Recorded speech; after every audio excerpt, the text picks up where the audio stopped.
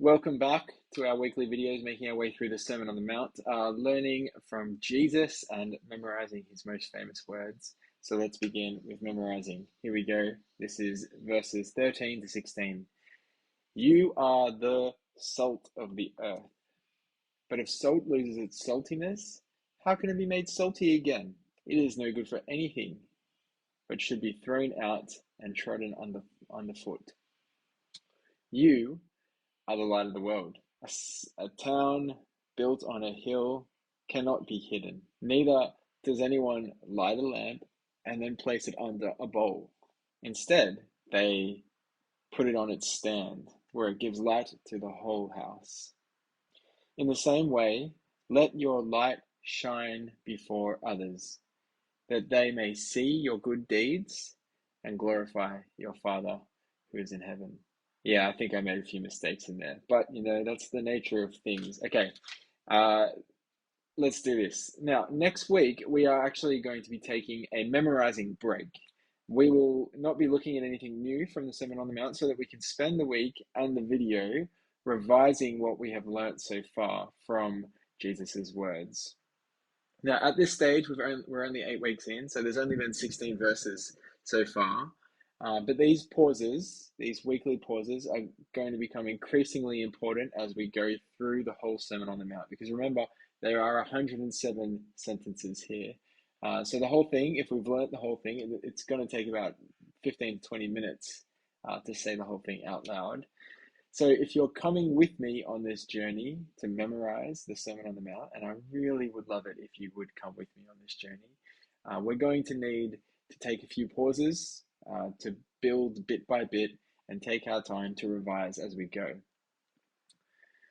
So now, because next week's video is a memorizing break, and because I am hoping that others are joining me on this journey to memorize the Sermon on the Mount, I would love it if you could send me a video of you reciting the bits that we have learned so far. So the sermon, the Beatitudes, or the salt of the earth, or the light of the world, or even just little bits of those parts, because I'd like to make a compilation of all of us saying these verses for our memorizing break next week.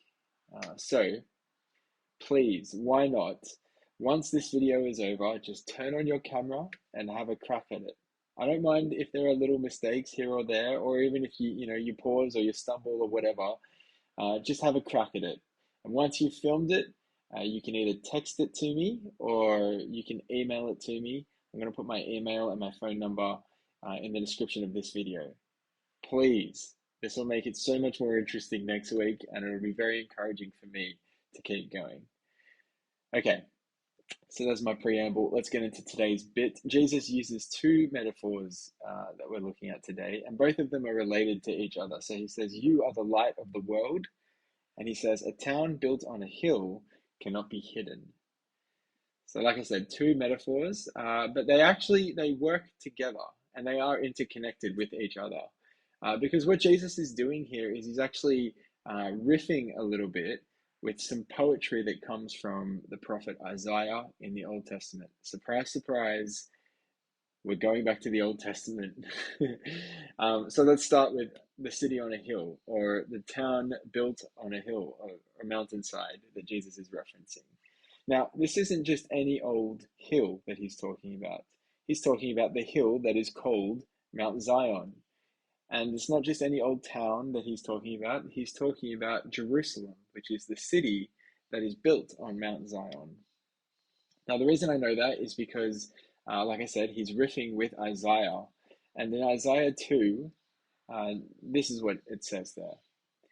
"In the last days, the mountain of the Lord's temple will be established as the highest of the mountains." So it's talking about Mount Zion, Jerusalem. "It will be exalted above the hills, and all nations will stream to it." So just pause there. What he's saying is Jerusalem will be lifted up, and the nations will stream to it. And when they come to it, they are going to learn from God's law. That's what it says in verse 3. Have a look. "Many people will come and say, 'Come, let us go up to the mountain of the Lord, to the temple of the God of Jacob. He will teach us his ways so that we may walk in his paths. That verb there that says he will teach us his ways, that is the verb Torah. Torah, his instruction. Now remember, Torah Tuesdays last year, it's important. And then it says the law, the Torah, will go out from Zion. The word of the Lord will go out from Jerusalem. And the people, this is the picture that we have here. The people are going to stream up to Mount Zion, the nations, and then they will have the law and they will be taught to obey it. And then they will go out from Mount Zion. And then the result of that going out with the law is spelled out in verses 4 and 5. These are famous verses. It says, he will judge between the nations and will settle disputes for many peoples. They will beat their swords into plowshares and their spears into pruning hooks. Nation will not take up sword against nation, nor will they train for war anymore. Okay, so the logic of what's going on here is the same logic as what Jesus is saying in the Sermon on the Mount. They will go to the city on the hill and they will learn how to live. They will learn how to live on this mountainside. And this new way of living is a way that will solve disputes and it will mediate between nations. It's going to be a way of living that will turn swords into plowshares and spears into pruning hooks. This new way of life that Isaiah is describing sounds a lot like the way of life that Jesus is teaching up on this mountainside in his sermon. Because Jesus is going to explain in this sermon how to make peace, how to resolve disputes. He's going to say that when somebody comes at you, you should turn the other cheek. He's going to say that if somebody asks you to walk 1 mile, you should walk 2 with them. This is the kind of life that Isaiah was talking about. This is the kind of life that Jesus is talking about. And the final line of that poem from Isaiah, it says, "Come, descendants of Jacob, let us walk in the light of the Lord, so that they will become the light of the world." And the result of this new way of being in the world, Jesus says, the people will see your good deeds and glorify your Father in heaven.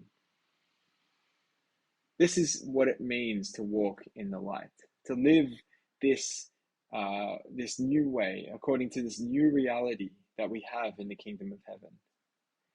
And the result is that people, the nations, the Gentiles, will see our good deeds and glorify our Father in heaven.